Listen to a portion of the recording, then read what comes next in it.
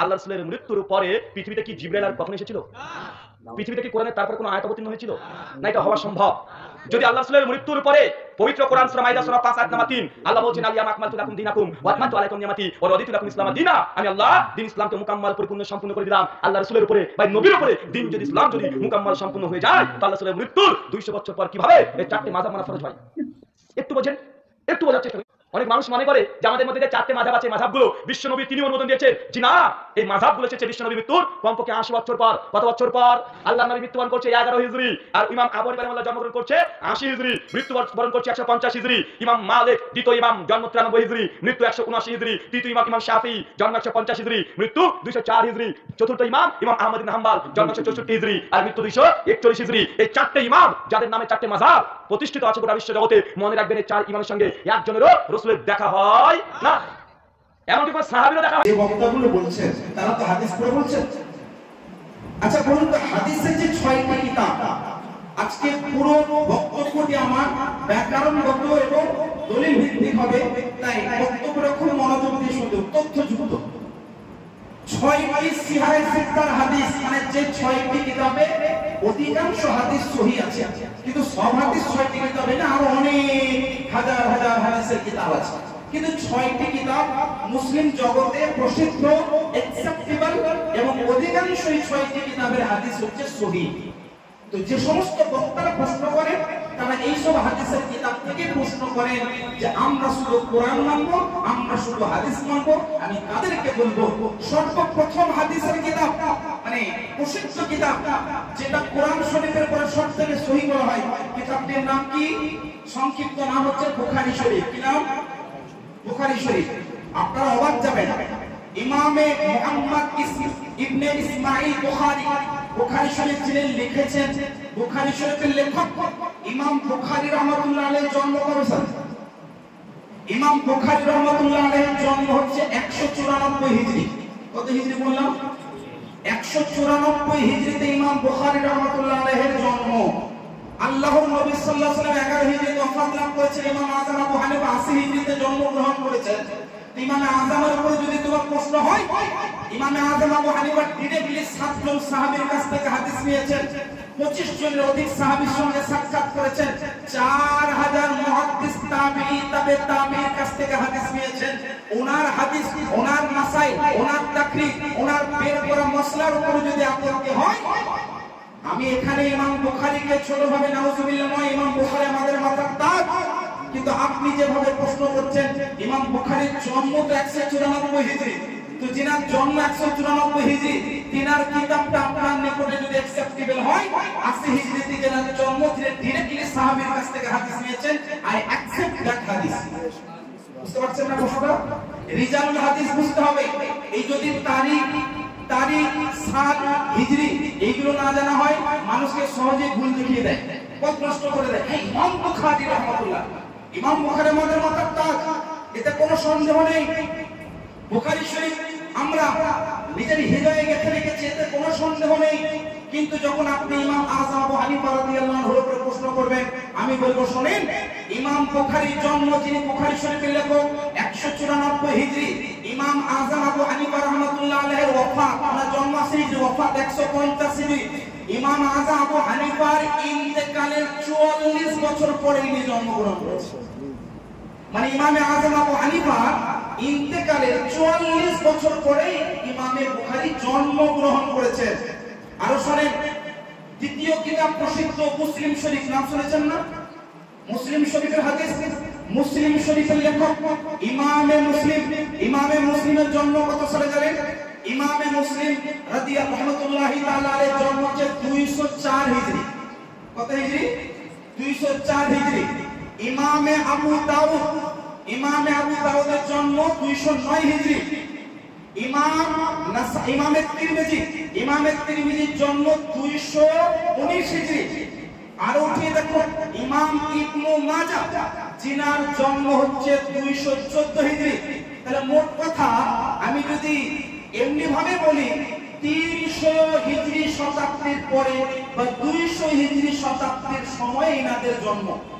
তাহলে যে ইমামে আযম আবু হানিফা রাহমাতুল্লাহ আলাইহি সাহাবীদের কাছ থেকে হাদিস নিয়েছেন। আমি আরো একটা ইন্টারেস্টিং বিষয় আপনাদেরকে বলছি। আল্লাহ নবী সাল্লাল্লাহু আলাইহি ওয়াসাল্লাম বলেছেন, আমার জামানার পরে 100 বছর পর্যন্ত সাহাবীরা থাকবে। কত বছর পর্যন্ত? 100 বছর পর্যন্ত। আল্লাহ নবী ওফাত লাভ করেছেন 11 হিজরি, ওর সঙ্গে 100 কে এক করুন তো কত হবে? 111 হিজরি। তাবিঈনদের জামানা ছিল আরো 100 বছর, তাহলে আরো 100 বছর যোগ করুন তো কত হবে? 211 হিজরি। তো 211 হিজরি এই যে সাহাবী এবং তাবী ইনাদের যুগকে খায়রুল কুরুন বলা হয়। খায়রুল কুরুন মানে সবথেকে শ্রেষ্ঠ যুগ। কি বলা হয়? সবথেকে শ্রেষ্ঠ যুগ। তো ইমাম আযম আবু হানিফা রাহমাতুল্লাহি আলাইহি 80 হিজরিতে জন্ম, 150 হিজরিতে ওফাত, মানে খায়রুল কুরুনে জন্ম নিয়েছেন আর খায়রুল কুরুনেও ওফাত লাভ করেছেন। তাহলে ইমাম আযম আবু হানিফা রাদিয়াল্লাহু তাআলা আনহুর মাসাইল, ওনার হাদিস, অন্বিত হাদিস এবং ওনার দালাইল যতটা মজবুত হবে, ইমাম বুখারী রাহমাতুল্লাহি তাআলা আলাইহির হাদিসও নিতে হবে বা নেব বা নেই বা একসেপ্ট করি বা মুহাব্বত করি। কিন্তু যখন কম্পারিজন তুমি বের করবে, তো কম্পারিজন বের করলে ইমামে আযমের কাছে যে হাদিস আছে সুনাই মানে আল্লাহ নবীর কাছ থেকে একজন সাহাবী শুনেছেন, সাহাবীর কাছ থেকে ডাইরেক্ট ইমামে আযম শুনেছেন, এটাকে সুনাই বলা হয়। মানে আল্লাহ নবী এবং ইমামে আযমের মাধ্যমে কয়টা? মাত্র একটা মাত্র। তো হাদিসে সুনাই, হাদিসে সুলাসি, হাদিসে রুবাই, এটা ইমামে আযমের কিতাবের মধ্যে আছে। কিন্তু ইমামে বুখারী রাহমাতুল্লাহ আলাইহি তাবিঈনদের যুগে এসেছে, ওনার কাছে কোনো সুনাই হাদিস পাবেন না, মানে কোন একটি মাধ্যমের হাদিস পাবেন না। কিন্তু এর মানে এটা নয় যে ওনার হাদিস গ্রহণযোগ্য নয়। বুখারী শরীফের অধিকাংশ হাদিস সহিহ, মাথার তাজ আমাদের। কিন্তু যখন এইরকম প্রশ্ন হয় যে আমরা 80 হিজরির পর থেকে কেন ইসলাম নেব, তা আমিও বলবো যে 194 হিজরির পরে কেন ইসলাম নেব। যদি এটাই প্রশ্ন হয় যে 11 হিজরিতে ইসলাম পরিপূর্ণ হয়ে গেছে, আল্লাহ নবী সাল্লাল্লাহু আলাইহি সাল্লামের উপরে আল্লাহ পাক হুকুম লাগু করে দিয়েছেন, আল্লাহ নবীর হাদিস, আমি বলবো 194 হিজরিতে ইমাম বুখারী লিখেছেন, তো 194 হিজরি থেকে কেন ইসলাম নেব, 11 হিজরি থেকে না? উত্তর পেয়েছেন? এবার দলিল ভিত্তিক উত্তর শুনে ইনশাআল্লাহ রহমান এই বিষয়টা আরো বেশি ক্লিয়ার হয়ে যাবে, যাতে কোনো কনফিউশন আমাদের না থাকে। আমরা হচ্ছে আহলে সুন্নাত ওয়াল জামাতের অন্তর্ভুক্ত সুন্নি হানাফি মুসলমান। ইমামে আযম আবু হানিফা রাদিয়াল্লাহু তাআলা আনহুর আমরা মান্যকারী। আমি দুই একটি কথা আপনাদেরকে বোঝাই। আল্লাহ নবী সাল্লাল্লাহু আলাইহি সাল্লাম ইরশাদ করেন, হাদিস শরীফ এটা জামিউ মাসানিদুল ইমামে আযম প্রথম খণ্ডের মধ্যে এবং 31 নম্বর পৃষ্ঠার মধ্যে হাদিসটা উল্লেখিত আছে। মানাকিবে ইমামে আযমের প্রথম খণ্ডের মধ্যে হাদিসটা উল্লেখিত আছে। তারিখে বাগদাদের মধ্যে ইমামে খতিবে বাগদাদি এই হাদিসটাকে বর্ণনা করেছেন। তাবকাতুস শাফিঈয়ার মধ্যে এই হাদিসটা বর্ণিত আছে। একাধিক কিতাবের মধ্যে হাদিসটা উল্লেখিত আছে, যেটা আমি আপনাদের সামনে এখন পড়ছি। হাদিসটা কি? আল্লাহর নবী সাল্লাল্লাহু আলাইহি সাল্লাম ইরশাদ করেন, ইয়াকুনু ফি উম্মতি রাজুলুন ইউকাল লাহু আবু হানিফা। আল্লাহ নবী বলেন, আমার উম্মতির মধ্যে এমন এক ব্যক্তির আবির্ভাব ঘটবে যার নাম, যার উপাধি, যিনি পরিচিত হবেন আবু হানিফা নামে। হুয়া সিরাজু উম্মতি, আর তিনি হবেন আমার উম্মতিদের সূর্যের মতো। আল্লাহ নবী সাল্লাল্লাহু আলাইহি ওয়াসাল্লাম বলেন আরেকটি হাদিসের মধ্যে, পুরো সনদ সহকারে আমার কাছে রয়েছে, পুরো সনদ সহিহ সনদ সূত্রে বর্ণিত। আল্লাহ নবী বলেন, হুয়া সিরাজু উম্মতি, হুয়া সিরাজু উম্মতি, হুয়া সিরাজু উম্মতি, তিনবার বলেছেন। মানে আমার উম্মতির মধ্যে যে ব্যক্তি উঠবেন, যার নাম হবে আবু হানিফা, স্পষ্ট ভাষায় এটা হচ্ছে ইউকাল লাহু নুমান, এবং তার নাম হবে নুমান ইবনে সাবিত, এবং তার উপাধি, তিনি পরিচিত হবেন আবু হানিফা নামে, এবং তিনি হবেন আমার উম্মতের সূর্যের মতো, চন্দ্রের মতো, এবং উজ্জ্বলিত হবে, যার মাধ্যমে আমার সুন্নাত এবং আমার হাদিসের প্রচার হবে।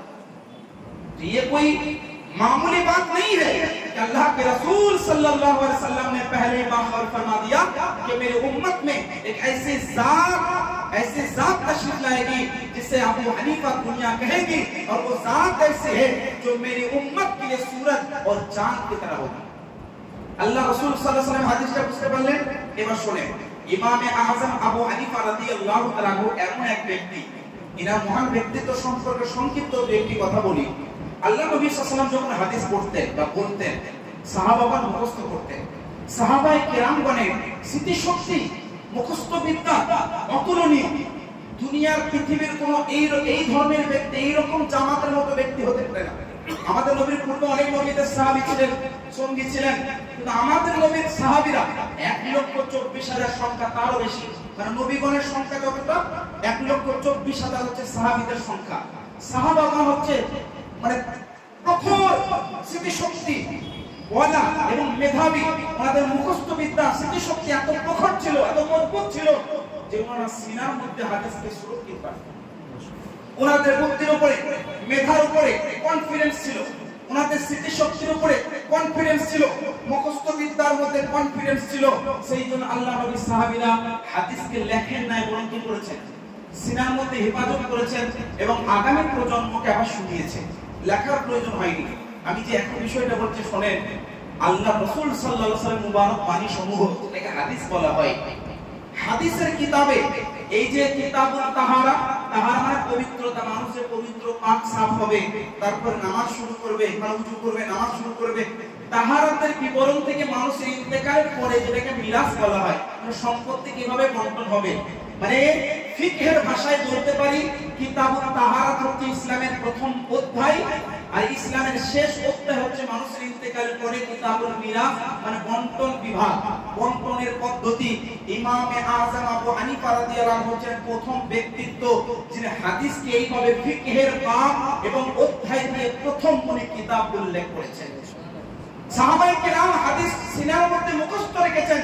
আর ইমাম আযম আবু হানিফা রাদিয়াল্লাহু আনহু মহান ব্যক্তিত্ব, আল্লাহর নবীর সমস্ত হাদিস সমূহ থেকে এই ফিকহের বাব অনুযায়ী কিতাবুত তাহারা, কিভাবে পবিত্রতা অর্জন করতে হবে, কিভাবে ওযু করতে হবে, কিভাবে নামাজ পড়তে হবে, কিভাবে রোজা রাখতে হবে, কিভাবে হজ আদায় করতে হবে, কিভাবে যাকাত দিতে হবে, কিভাবে সাদকা আদায় করতে হবে, কিভাবে মানুষ আকীকা করবে, কিভাবে মানুষের খতনা হবে, মানুষ ইন্তেকাল করলে তার সম্পত্তি কিভাবে বন্টন হবে, সব বিষয়গুলো হাদিস থেকে উনি রিসার্চ করে, হাদিস থেকে গবেষণা করে এবং সহিহ হাদিসের মাধ্যম দিয়ে এবং সহিহ মজবুত সনদ এবং শক্তিশালী সনদ সূত্রে বর্ণিত হাদিস দিয়ে মাসাইলকে বের করে উম্মতের জন্য এই রকম ইহসান করে গেছে।